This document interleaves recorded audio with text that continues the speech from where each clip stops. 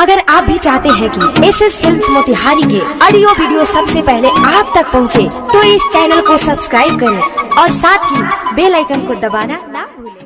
Presented by SS Films Motihari. Music by Saurabh उसकारिया।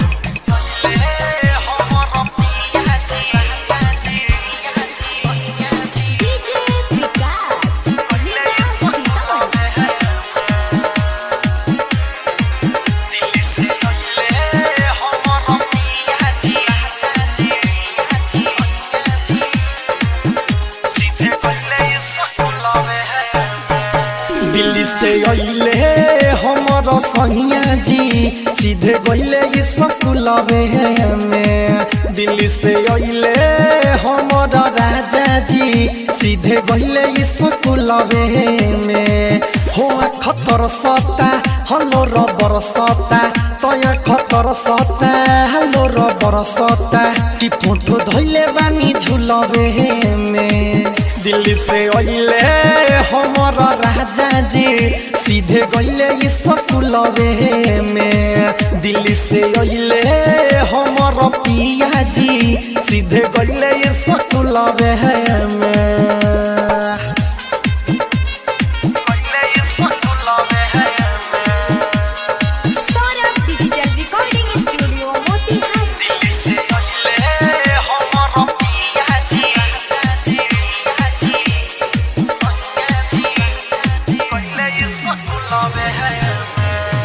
गुर रहले भैले करिया दुबारा गइले,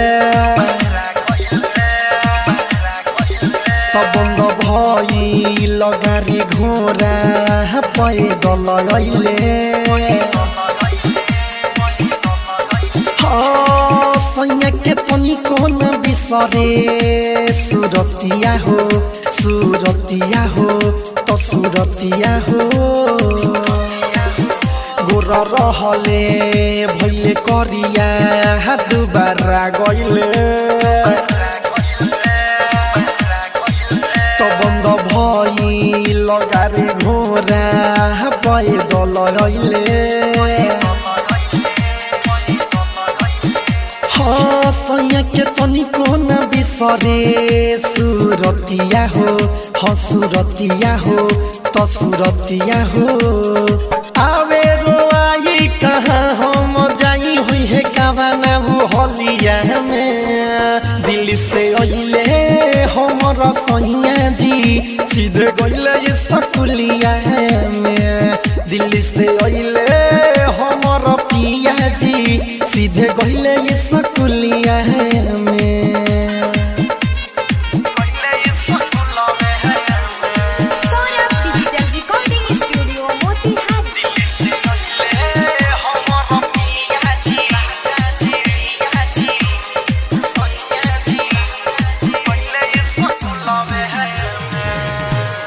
हरुवे चूरी कानबाली मोर सिंगारावा हो,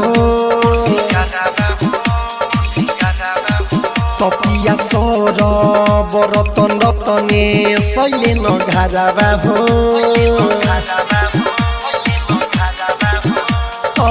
राइटर छबिला के बिना न रहाई हो न रहाई हो न रहाई हो।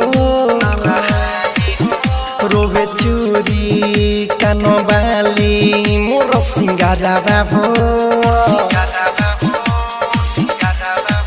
तपिया सर बरतन रतने सैले न घारावा हो।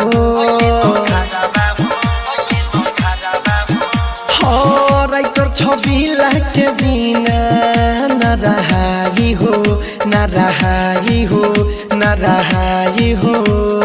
कौन बनाई पिया के खियाई आगे जरी न चूल्हिया में। दिल्ली से अइले हमर सैया जी, सीधे गइले स्कूलिया में। दिल्ली से अइले हमर राजा जी, सीधे गइले स्कूलिया में।